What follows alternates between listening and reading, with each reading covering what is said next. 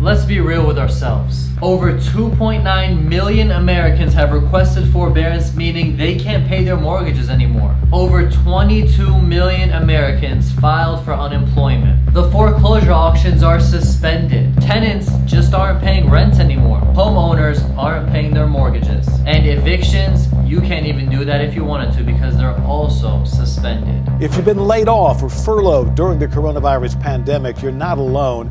But what if you could suspend your payments for now? Wells Fargo, U.S. Bank, Citi, and J.P. Morgan Chase have all agreed to 90-day waiver of payments for those that have been impacted by COVID-19. Under the terms of the CARES Act, if you take the 6 months or the entire 360 months from any federally insured mortgage, they cannot report you as being a default, and it cannot affect your credit score. Guys, we are literally living in history. We are going to be written in those history books. 2020, what went down, what happened, how we recovered, and how everything came to a solution. Right now, things are crazy. Things are wild. People are panicking. People don't know what to do, and they're just reading headline news. But the truth is, the more you dig into it, the more you read into it, fear is there, but opportunity is also there. And right now in this video, we're talking about, is the foreclosure market about to get flooded? Remember, I started my business in real estate from going to foreclosures. I specialize in foreclosures. I buy foreclosures. Is that market about to be flooded because they suspended it last month, the month before that? I'm sure they're going to suspend it this month that's coming up. And I don't know until when are they going to keep suspending it, but all that backlog, what's going to happen? And is the housing bubble about to burst?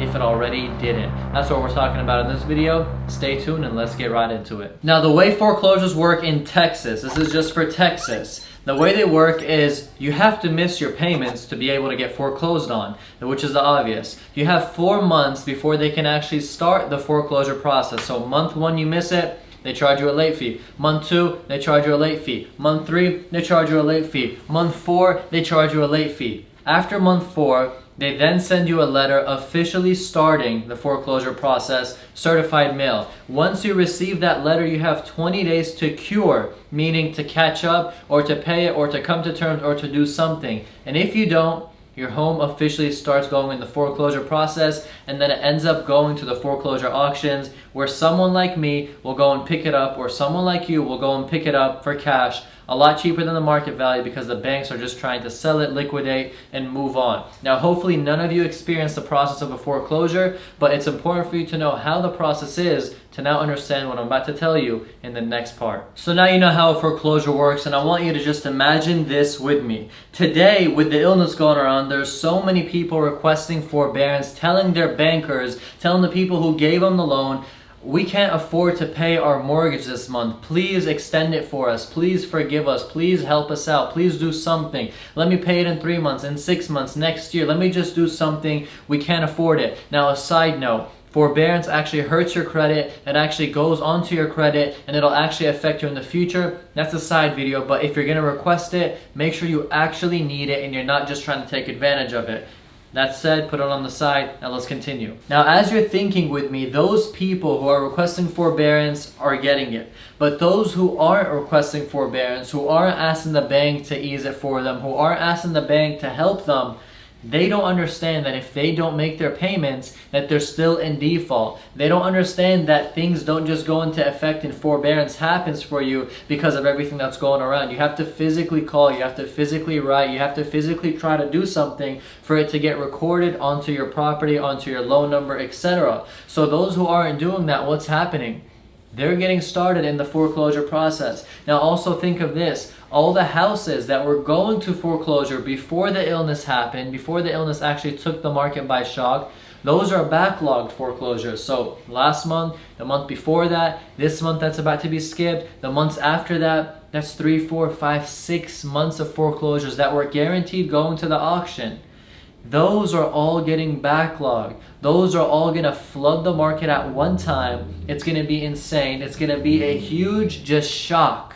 Whenever everything goes back to normal, But all those foreclosures and all the banks are now trying to release all the properties that they have because they couldn't do it during the illness. Now that's one concern. Now a concern for who? A concern for those who are going through the foreclosure process, but an opportunity for those who are sitting on the side, who have cash and are hungry and ready to pick those deals up. Now when you go to the auction, there's 200 homes, for example. Imagine now you're going to go, there's going to be 1,000 homes. Imagine the opportunity. Imagine the amount of people who are going to be there. Not that many, because everybody was shocked from the illness. Everybody was trying to survive through the illness. Everybody was trying to recoup from the harm of having no job and having no income, right? But you, hopefully, you got a stash. And if you don't have a stash, you can raise a stash. And if you can't raise a stash, you're alert, learning. So when it happens in the future, God forbid the illness doesn't happen, but when a crash happens in the future, you'll kind of be prepared so you can understand how to take advantage of it. Now, in regards to a housing bubble, and is it going to burst, and is everything going to go downhill, and I don't know about that, to be honest with you. I just know that 22 million plus Americans filed unemployment. I know that there's not that much money circulating right now. I know that there's no income being made in any businesses right now. So is the housing prices going to dip and just crash? I really don't see that happening, because even if it does dip and crash, there's still no income being made. There's still no jobs being out there. So whether it's 100K or 200K, nobody can afford it. No loans are being processed. So it really won't matter. I see the market as of right now just staying frozen. Nobody knows what to do, if they should sell, if they should buy, if they should wait, if they should watch. Nobody knows what to do. That's how I see it as right now. For those who are on the market right now, I do see them dipping $10,000, $20,000, $30,000 in the price to try to sell it quickly, because they're scared, or because they just have to get out of that property, or because it's an investment that they just want to liquidate from. I do see that happening, but a housing bubble, a massive crash, I don't know about that. But regarding the foreclosure market, I feel it, and I more than likely know it, that when all this comes into play and everything starts to get resolved, there's going to be a lot of foreclosures hitting the market and a lot of people losing their homes. Now, this is definitely not something exciting. It's actually real sad to know people losing their homes, but it's something that you should be alert for. It's something that you should learn and you should understand, because when there's distress, there's opportunity. Opportunity for you being smart, being strategical, and running analytics to see this is more than likely going to happen, or this is more than likely not going to happen. So foreclosures, the real estate market, is a bubble going to get bursted? Maybe the bubble already did get bursted, but people have been saying that since 2016 and 2017, to be honest with you. But all we can know right now is what we see and what we have in front of us and what we can read from what's out there. And here's what I want you all to take away from this video. Number one, strategize. Grab a pencil, grab a paper, and actually start breaking down things that you want to do to take advantage of, that you want to do to be ahead of the game, that you want to do to benefit as much as you can from something that's going downhill. There's always money to be made going up, and always money to be made going down if you know how to do it. So right now, don't lean back and chill and just not do anything but strategize, and that's how you're going to be ahead. Number two, stop chasing the news and stop reading the news and stop worrying about the news. Grab the most important facts and apply them to whatever it is that you're strategizing. Too many people from the morning until night, all they're doing is reading the news, seeing statistics, and saying, oh my God, everybody's going downhill, and oh my God, all of us are going to die.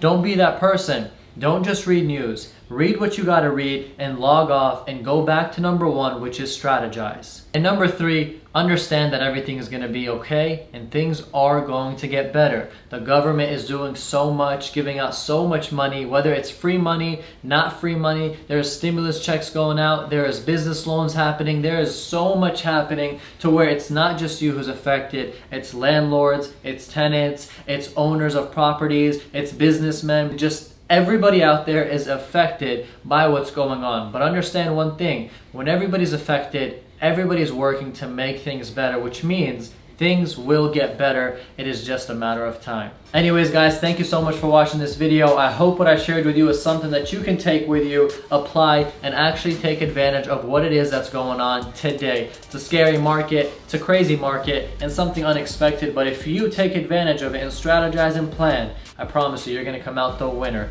Thank you so much for watching this. Remember, every single week I upload real estate related content, business related content, and finance related content. So if you enjoy any of that, smash that subscribe button, break that subscribe button, demolish that subscribe button, Whatever you gotta do to click that subscribe button, do it. And most importantly, if you got any value from this specific video, hit the like button. I'd really appreciate it. Anyways, I'll see you guys in the next one. Thank you so much and keep on winning. I'm out.